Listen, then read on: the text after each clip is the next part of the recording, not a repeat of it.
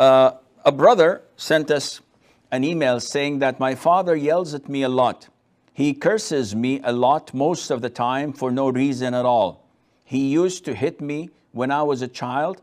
I'm suffering from from PTSD because of him.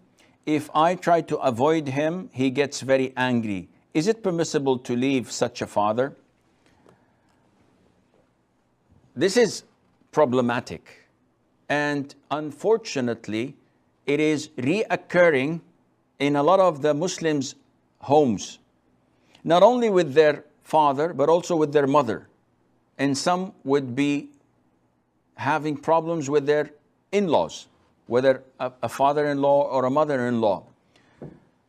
The answer to this query is divided into two types. One, an advice to the parents. You have to fear Allah Azza wa Jal. It is true that Allah has given you powers over your children. It is true that Allah has instructed your children to be dutiful, obedient, and respectful.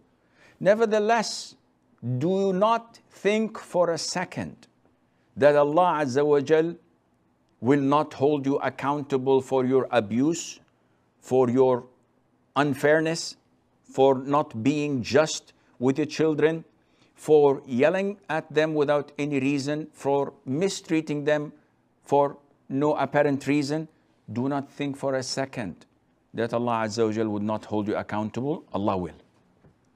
So do not force your children to be disobedient. It's haram. This is unfair because you're pushing them to sin. Fear Allah Azza wa Jal. Be fair with them, be just with them, and try to put yourself in their shoes with your parents and how you were acting at that time. The second part of the advice would be for the children themselves. First of all, people are tested with different types of tests.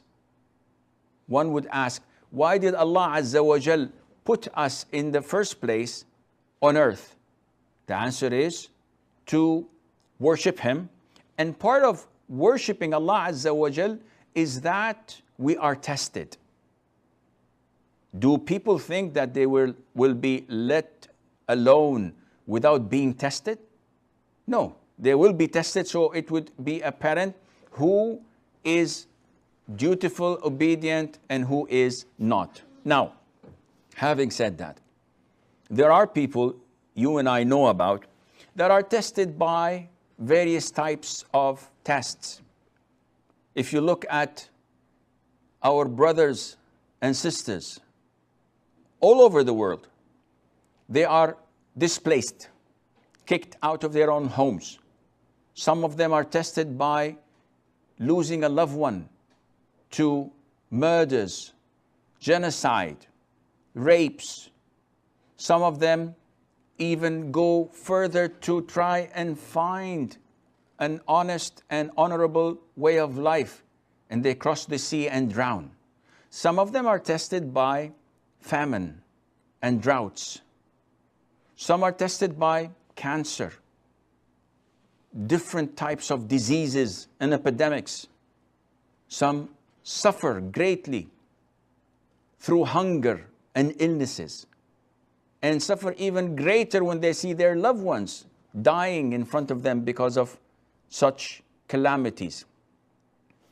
Your test that Allah has chosen for you is your father, who's abusive, who hits you, who curses you.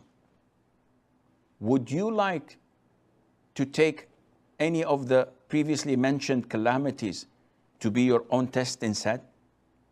Would you like to take it instead of what you're suffering at the moment? Definitely not.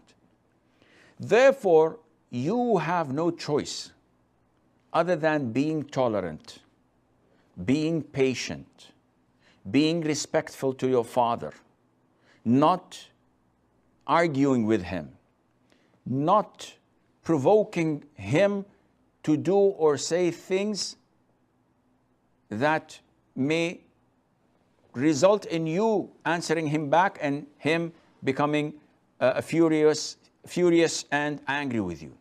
So try to avoid what triggers him. Try to always give him respect, no matter what he says. Never defend yourself when your father accuses you of something. Just apologize. Never argue and say, yes, but this and that. No, do not do this. And always anticipate the reward from Allah Azza wa Jal, and things, inshallah, will go through.